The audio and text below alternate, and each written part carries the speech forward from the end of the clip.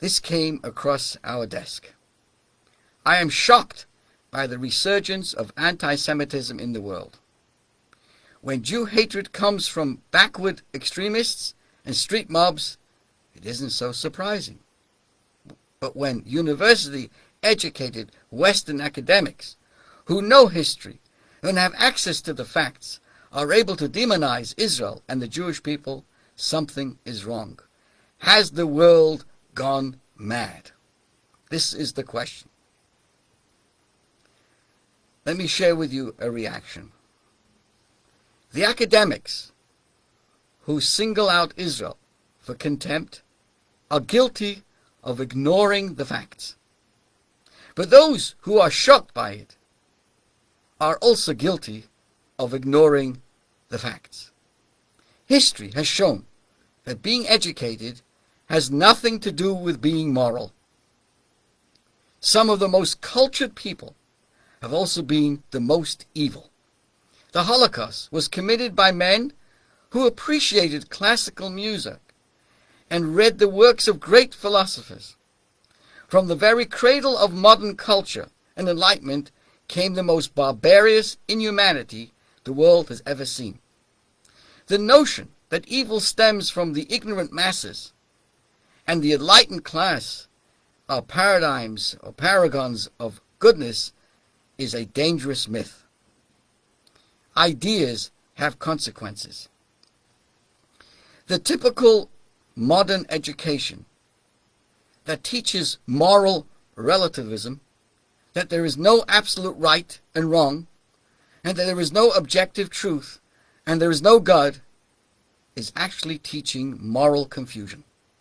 And in a moral vacuum, anything can be justified. Intellect alone, without higher values, can make the ugliest human impulses sound sophisticated and the most depraved behavior seem acceptable.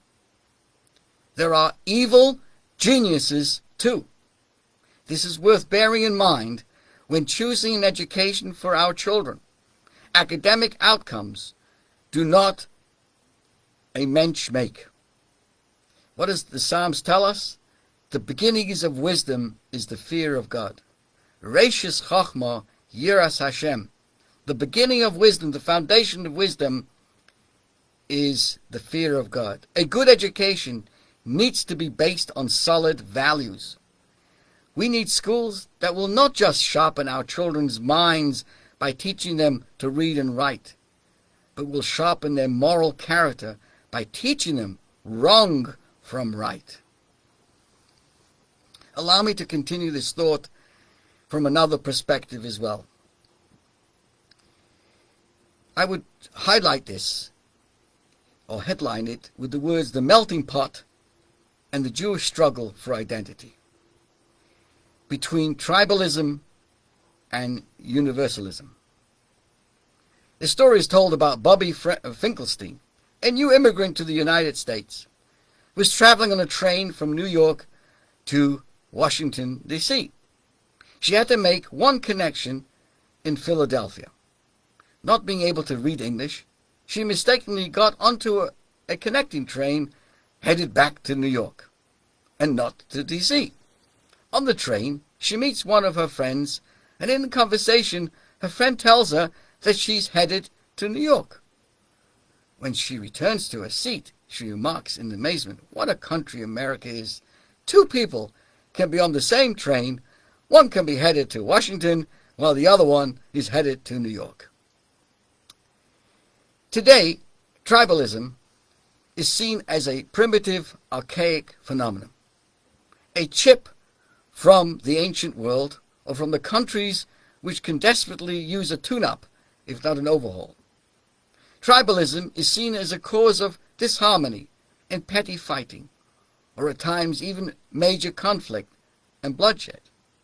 Yet the portion of the Bamidbar that we read in the synagogues yesterday, more than any other portion in the entire Torah, not only gives credence to tribalism, but actually embraces it with gusto. Let me explain.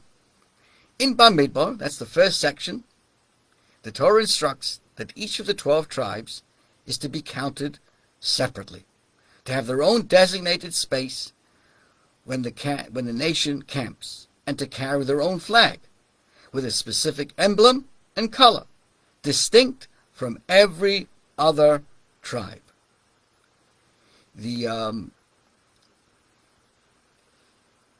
Talking about tribalism, my goodness, unbelievable, right? The flag of, for giving you an example, the flag of Reuven was red and carried with it a picture of mandrakes.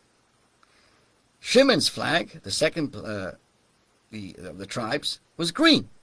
It was decorated with the city of Shechem, of what's known today as Nablus. The flag of Levi was partially black and partially red, with an image of the high priest's breastplate. Yehuda, his flag, was sky blue, with an image of a majestic lion. Yisachar was bluish black, with an image of the sun and the moon. And it goes on. Zevulun, white, with an image of the ship, all the way down to Binyamin. He had a multicolored flag, including all of the other 11 colors, and had the emblem of a wolf. So, think about this. Why create an intentional division between a single people? Why institute a mitzvah that I must remain with my tribe? As the commentaries say, that you had to remain, you had to live under your own flag, in my own space, in my own location, with my own unique flag. The same Torah which speaks in glowing terms of a single united nation, chose, to be ambassadors, to bring holiness into this world, seems at the moment to be advocating division. The same Torah that says you shall love your fellow as yourself seems to be implanting seeds of tribal disharmony. Everybody has to be in their location and own flag. Why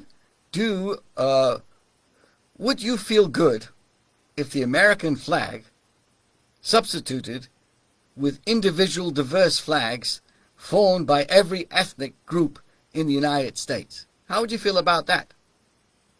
The truth is that this prevailing sense of tribalism, manifested dramatically in the portion this week, pervades much of the Torah. As Dr. Kolshevsky will tell you, when the Red Sea, or the Sea of Reeds, the Yam Suf, parted to allow the Jews to pass by, it split into 12 pathways, one for each tribe. Hello? What was this, the Holland Tunnel? Why 12? Each tribe was counted separately in various consensus taken of the Jewish people throughout the Bible. Again, there's a separation. Each one was counted separately. Each tribe had its own stone on the high priest's breastplate, its own flag, its own designated place in line when the Jewish people journeyed in the desert. And each had its own designated position where they pitched their tents and camped out in the desert. Remember, 12 spies, each representing the respective tribe, made up the reconnaissance, the mission sent in preparation for the conquest of the Holy Land. Once there, each tribe, when they finally arrived, each tribe was allotted their own territory, suited for its particular vocation and talents. So we can wonder, would it have been better to underscore the unity of all of us, the commonality and harmony? Why does the Torah wish to concretize, so to speak, our tribal divisions? Why not focus on the melting pot of the Jewish identity, in which all tribes melt into a single unit, carrying one flag, following one beat, and fused as one nation united under God? Ever thought about that question? Yet, it is this message articulated this week from thousands of years ago, which took America a long time to appreciate and internalize. And we, today, have borne the consequences of a sad mistake that was so prevalent in the earlier years of the 20th century.